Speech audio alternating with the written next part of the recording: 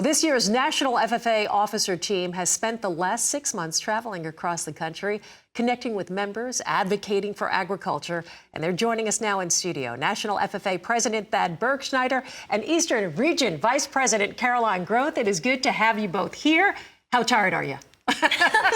We're ready. We've had coffee. We're ready to roll. Yep. You guys have accomplished so much. And Thad, I'm going to start with you. You know, all of the work that goes into what you do in this role. Yep. Maybe you could take us back to that pivotal moment when you decided, this is the move I'm going to make within the FFA organization. This is what I want to do.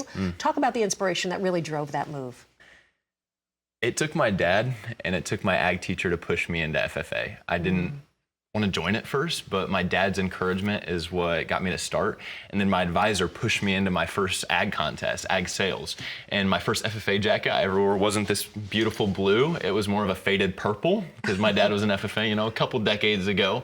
But I found in those moments that everyone belongs in FFA, every single one of us. And that was part of my inspiration for running for this role. Is I was from a farm and I didn't know if FFA was where I belonged, but every member belongs and has a place in the blue jacket. And that's why we're here, to share those stories. I love that. And really your father driving that. That's a great, gave me goosebumps. I love that. That's amazing. Caroline, for you as well, maybe the same question also, but also in your role, you know, I feel like you guys are so motivated. You're so passionate about what you do, setting the bar high.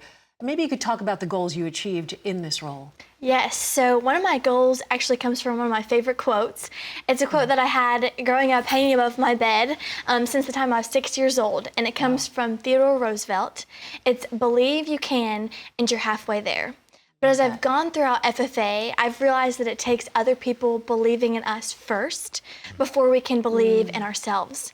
And, you know, for Thad, that was his dad and his ag teacher. For me, that was also my parents, my grandparents, and my ag teacher.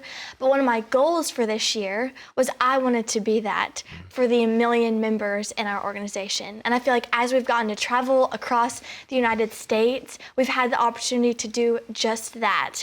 And when I think about like a specific time that I've kind of gotten to do that, I wrapped up convention season with Florida's convention. And the first day I got there, I got to sit in the conduct of chapter meetings holding room.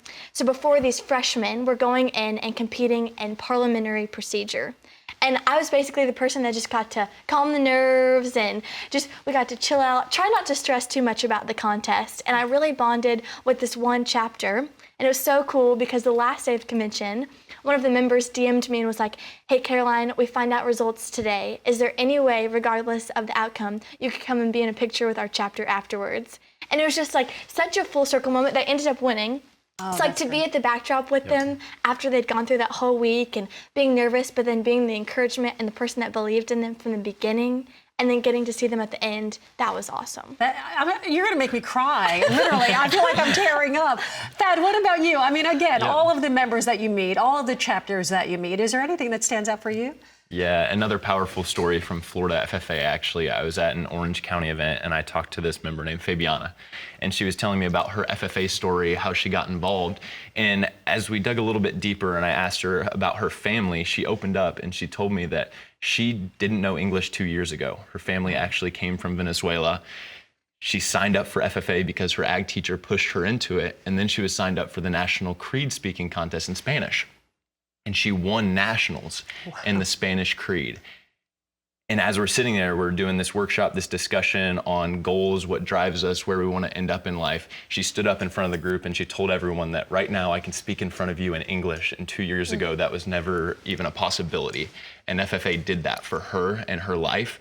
And just to watch that path for her to develop so much and to feel a sense of community in the blue jacket just hits you right there. All right, you guys, can I get some tissues, please? I mean, this is amazing, inspirational stories. And the fact that you guys are such a big part of that and helping people achieve their goals, that pay it forward within the FFA is so incredible.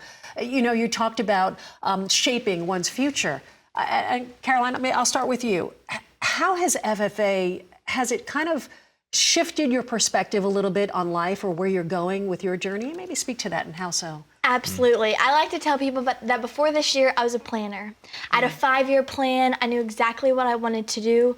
But serving as a national officer has just opened so many doors and kind of opened my eyes to the vast opportunities in agriculture. Our CEO, Mr. Scott Stump, at the beginning of the year, he said, "Caroline, your mind will expand in ways this year that you never thought possible." And that's so true.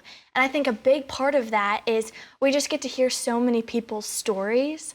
And I have a term that I like to call our team, and part of our role is being a steward of those stories. We get to hear about people's backgrounds, we get to hear stories like that Florida FFA member, and we get to carry those.